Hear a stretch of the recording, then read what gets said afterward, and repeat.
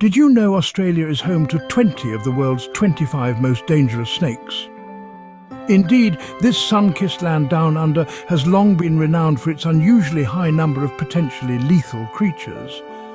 This perilous reputation isn't just limited to slithering serpents, but extends to a diverse array of deadly fauna. Take, for example, the venomous spiders that call Australia their home. From the notorious Sydney funnel web equipped with fangs capable of piercing a toenail, to the redback spider, a relative of the infamous black widow, these eight-legged critters are not to be trifled with. In the watery realm surrounding the continent, danger lurks in the form of the saltwater crocodile and the great white shark. The saltwater crocodile, or salty as it's colloquially known, is the world's largest living reptile, with a notorious reputation for aggression. Then there's the great white shark, a marine predator that needs no introduction. It's a creature that has both fascinated and terrified us for generations. But let's not forget about the deadly dwellers of the Australian skies. The cassowary, a large, flightless bird, has been known to occasionally kill humans. With its powerful legs and dagger-like claws, this bird is certainly not one to be underestimated. And then there are the potent jellyfish. The box jellyfish, with its near-invisible tentacles, is considered one of the most venomous marine animals on the planet. A sting from this creature can cause heart failure in mere minutes. Australia's deadly fauna is as diverse as the landscape itself, each creature a unique testament to the continent's evolutionary history. It's a land where danger can come from the ground, the water or the sky.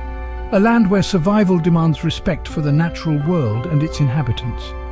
With such a diverse range of deadly creatures, you might wonder how humans have managed to survive in Australia. But as we'll see, this is a tale of resilience, adaptation, and the indomitable human spirit. But if you think today's Australia is scary, you should see what it was like in ancient times. Picture a land roamed by reptiles so enormous they could make today's crocodiles look like tadpoles. One such beast was the kinkana, a behemoth of a crocodile that had made the unusual evolutionary choice to dwell on land. Unlike its modern cousins, the kinkana had long, straight legs, making it a formidable runner capable of chasing down its prey. Its teeth, sharp and serrated, were perfect for slicing through flesh.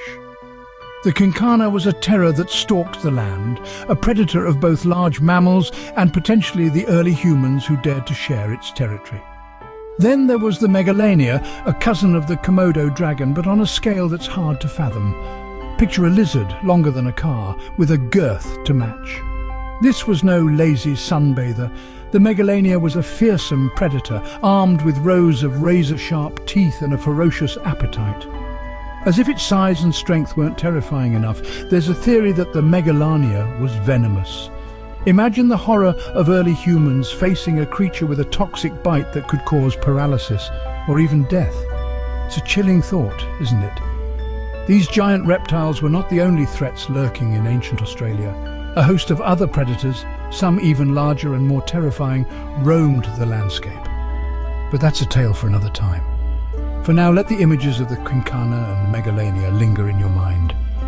Think of the courage and resilience it would take to live in a world where such creatures existed.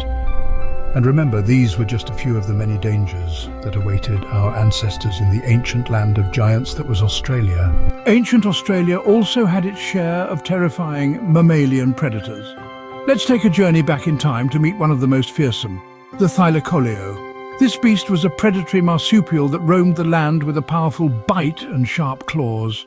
Imagine a creature resembling a lion yet distinctly marsupial, capable of exerting the strongest bite force of any mammal, living or extinct. Its teeth were tailor-made for slicing through flesh, and its claws, well, they were not for show.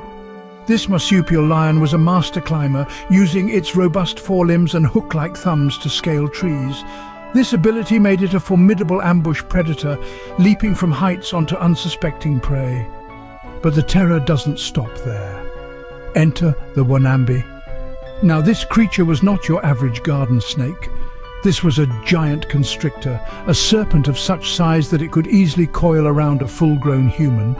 The Wanambi was a member of an ancient group of snakes known as matsoids. Unlike most of their modern relatives, these snakes killed their prey through constriction, squeezing the life out of them. This might offer some cold comfort, but the Wanambi wasn't venomous. However, when you're in the grip of a snake that could rival the length of a bus, venom is the least of your concerns. These two predators, the Thylacoleo and the Wanambi, were just some of the deadly creatures that prowled ancient Australia. They were perfectly adapted to their environments, ruling their respective domains with fear and ferocity. But it wasn't just the predators that were formidable in ancient Australia. Even the herbivores had their own set of impressive features and adaptations. But that's a tale for another time. For now, let's just marvel at the sheer ferocity and survival skills of these ancient Australian predators, an essential part of the land's rich and vibrant history. Even the herbivores of ancient Australia were a force to be reckoned with. This statement brings us to the gentle giants of the era, the Diprotodon and the Dromornis. The Diprotodon, also known as the giant wombat, was the largest marsupial to ever roam the earth. It was similar in size to a modern-day hippopotamus, standing around 6.5 feet tall at the shoulder and weighing almost 3 tons.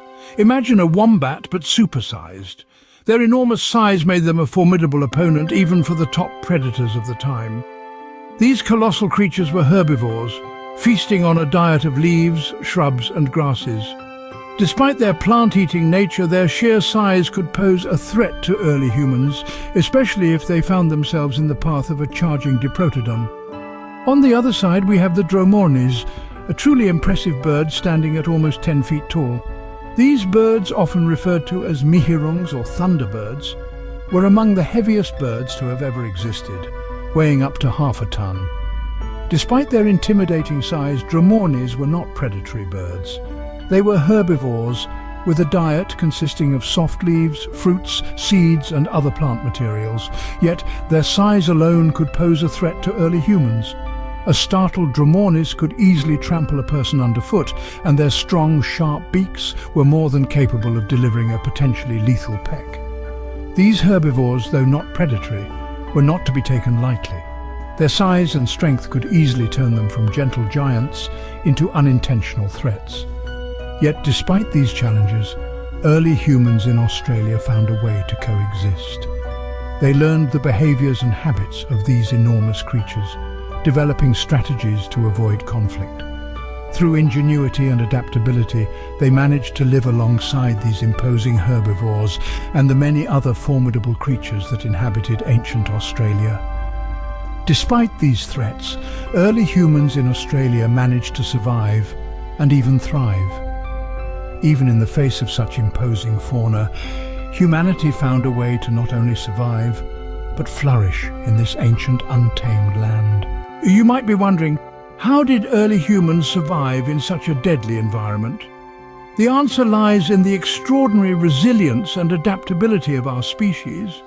Early humans in Australia were not mere bystanders in this land of giant reptiles and robust marsupials.